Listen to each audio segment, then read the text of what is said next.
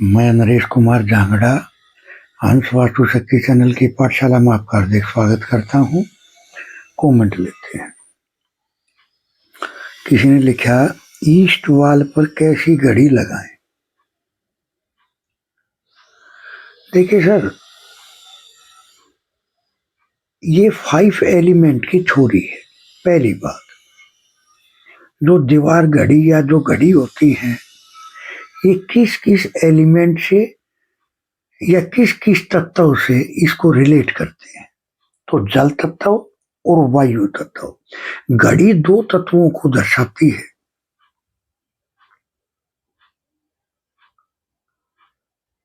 अब आपने पूछा कि ईस्ट की दीवार पर कैसी घड़ी लगाएं। तो ईस्ट दिशा का तत्व क्या है? वायु तत्व, यानी एयर एलिमेंट। यहाँ के ग्रह कौन है? सूर्य।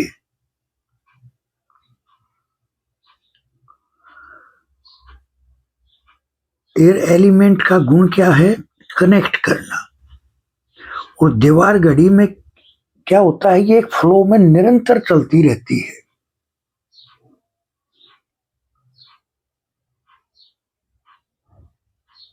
अगर आप इसका ग्रीन बैकग्राउंड अगर दीवार घड़ी का लिखते हो और आप ईस्ट में स्थापित करते हो तो बहुत अच्छे परिणाम आपको देखने को मिलते हैं। सावधानियां क्या क्या रखनी चाहिए? इस दीवार घड़ी के अंदर व्हाइट कलर के नंबर ना हो और ब्लैक कलर के नंबर ना हो।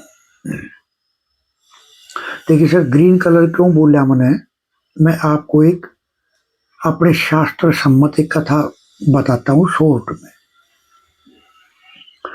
एक बार अपने यहाँ एक ऋषि जी की पत्नी को रूप वेश बदल के, रूप धारण करके ऋषि जी का और उसकी पत्नी के साथ संबंध बनाए गए, जिनसे बुद्ध पैदा हुए। और बुद्ध को सूर्य ने अपना बेटा मान लिया। तो बुद्ध कौन है? राजकुमार। और सूर्य कौन है? राजा। तो जब इन दोनों का कम्युनिकेशन जब होता है तो एक धन योग, राजयोग की उत्पत्ति होती है। तो ग्रीन कलर का बैकग्राउंड हो, ईस्ट में अगर दीवार घड़ी लगानी है, या ईस्ट दिशा देखो सर कहां से शुरू होती है? E1 से लेके E8 तक। लेकिन अगर आपको सिर्फ E5 तक ही अगर लगानी है तो सूर्य और चंद्र की भी दोस्ती है। या देखने वाली बात क्या है?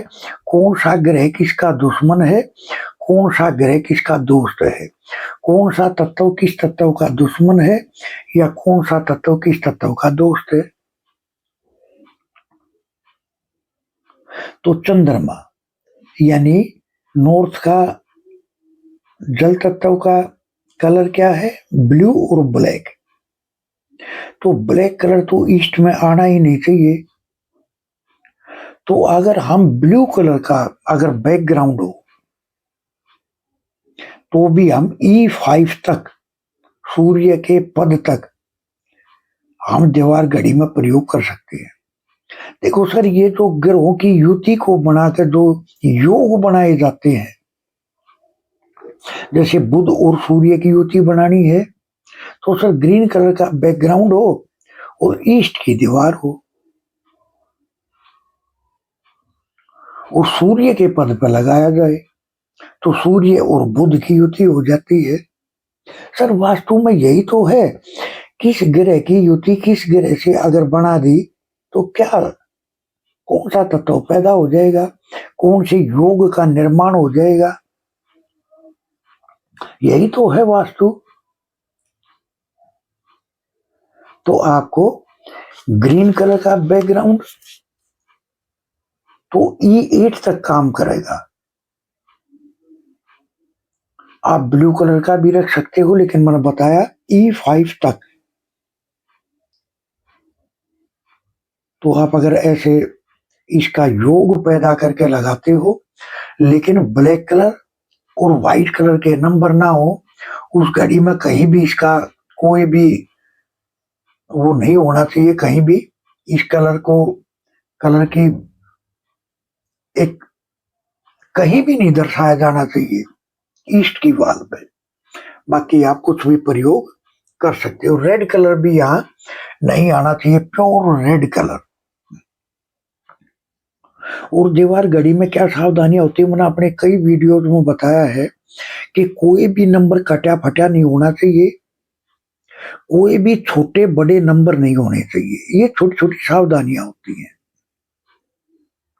देखिए थोड़ा दीवार घड़ी का जिक्र है तो चलो एक हिंट और देता हूं आपको।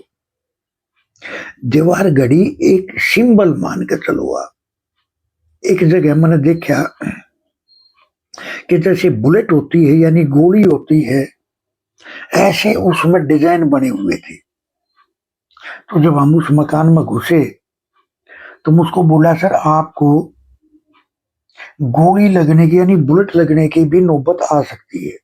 तो उन्होंने मेरे को बताया कि सर बिल्कुल मेरे को बुलेट लगी। तो ये अब उस घड़ी को लेके कौन आया? जो ऐसे कर्म कर रहा होगा और कुदरत ने वो काम घटित कराना है, तो उसके घर में दीवार घड़ी ऐसी ला के रख दी। पर्सनली अगर किसी के बेडरूम में है तो वो सिर्फ उस पर असर डालेगी, वो डाइनिंग हॉल में है तो सब पर असर डालेगी। तो ये कुछ छोटे छोटे रहस्य होते हैं, ये आप मेरे पिछले वीडियो देख के आप समझ सकते हो। और सर दीवार घड़ी के बारे में मैं इतना बोलूंगा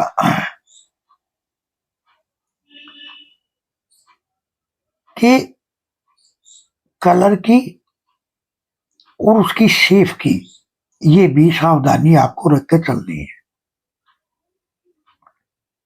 तो इस तरह से किसी ने कहा ज्येष्ठ मंथ में मकान बन जाए तो क्या उपाय करें कि दोष दूर हो जाए। देखिए सर, किसी भी महीने में अगर गलत महीने में अगर आपने मकान बना दिया तो इससे क्या होता है, ग्राउंड एनर्जियां इनबैलेंस हो जाती हैं, यानी कि भूमि की ऊर्जा तकरीबन समाप्त हो जाती है या बहुत कम हो जाती है। अगर आप भूमि की ऊर्जा को बैलेंस करते हो तो ही ये दोष दूर होता है, अदरवाइज इसकी कोई रेमेडियां नहीं होती। भूमि की ऊर्जा को बैलेंस करना। अब देखो, चलो ये कमेंट ऐसा है तो मैं इसकी थोड़ी सी और डेप्थ में आपको बताता हूं, गहराई में। जो मैंने वीडियो डाला कि किस महीने में मकान बनाने के क्या क्या प्रभाव होते हैं, अब आप उसको एक रजिस्टर पर नोट कर लो। अब जैसे आपका पूर्व दिशा का मकान है यानी सन फेस, तो उनको कौन से ऐसे 3 महीने हैं जिनमें उस मकान के बनाने की शुरुआत करनी चाहिए। तो पूर्व दिशा का मकान कब बनाना चाहिए? भाद्रपद, अश्विन और कार्तिक। इन 3 महीने में कल जो मैंने वीडियो डाला कि 12 महीने के मकान बनाने के क्या क्या प्रभाव हैं, इन 3 महीनों में से वो महीना छटनी करो जिसमें बनाना शुभ है, जिसमें अच्छे रिजल्ट हैं।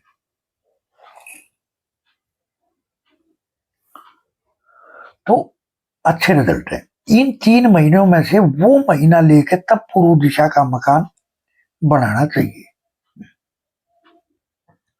अगर आप ये सावधानी बरतते हो तो बहुत अच्छे परिणाम देखने को मिलते हैं। ये इसकी डेप्थ जानकारी है। जो मैंने महीने वाले जो वीडियो जो मैंने बताया 12 महीने के अलग अलग प्रभाव, उसको एक रजिस्टर पर नोट करो। और फिर हर देखो सर 4 ऋतु दिशाएं होती हैं, पूर्व पश्चिम उत्तर दक्षिण, और हर दिशा के 3 महीने होते हैं कि किन 3 महीनों में से कब मकान का काम शुरू करें।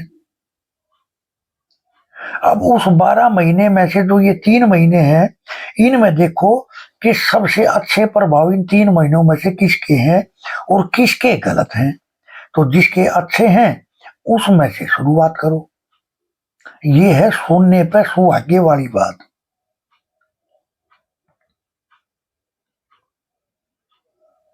तो ये सावधानी अगर आप रख कर चलते हो तो बहुत अच्छे परिणाम देखने को मिलते हैं। सुख और सौभाग्य बढ़ता है, धन लाभ होता है। मैंने प्रभाव आपको बताए पिछले वीडियो में, किस महीने के क्या क्या प्रभाव या क्या क्या दुष्प्रभाव हैं। तो इस तरह से आप बेनिफिट उठा सकते हो। ये कंप्लीट वास्तु करने के चैप्टर हैं। किसी ने कहा घर में रिलेशनशिप, बच्चों के कैरियर में ग्रोथ और बच्चे अपने पेरेंट्स की रिक्वेस्ट करें, उसके लिए क्या उपाय करें। देखिए सर, आपने तो वो बात कर दी कि पूरा वास्तु सब्जेक्ट पूरा कर दिया। ऐसा कोई एक उपाय मैं आपको दूं। देखिए सर, इसके लिए आपको प्रॉपर वास्तु के फार्मूले लगाने होंगे, तो ही आपके घर में सुख और सौभाग्य बढ़ेगा। जब आपके घर का वास्तु इनबैलेंस है तो क्या उपाय बताएं आप। लेकिन फिर भी अपने शास्त्रों में बताया गया है और वास्तु में बताया गया है कि इस मृत्यु लोक में यानी इस पृथ्वी के ऊपर अगर स्वर्ग सा आनंद लेना है तो वो पितरों से ही मिल सकता है। बातों में वजन पैदा होना, स्टेबिलिटी होना, रिश्तों को एक रख कर चलना, ये सब पितरों के आशीर्वाद से हो सकता है। तो सर, अगर आप अपने W1 पे हरे वाली टूटी हुई दाल और चावल एक ट्रांसपेरेंट डब्बे में प्लास्टिक के में अगर आप 2 कटोरी चावल और 2 कटोरी ग्रीन दाल अगर आप डाल के उसको हिला के मिक्स करके और घर का नर सदस्य या तो गुरुवार को या रविवार को अगर रखता है तो 24 घंटे में घर का माहौल बदली होना शुरू हो जाता है और 3 से 6 महीने में भरपूर आशीर्वाद मिलना शुरू हो जाता है। और ये इतनी अचूक रेमेडी है, इसीलिए मैं इसको समाज में डालता हूं कि किसी का भला हो जाए।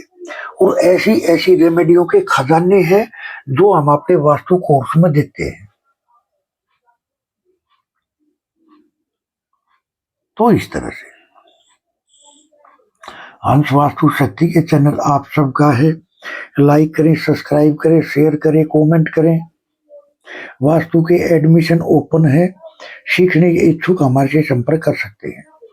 सर, वास्तु पे इतनी पकड़ बना दी जाती है कि किसी भी कंपनी का लोगो देख के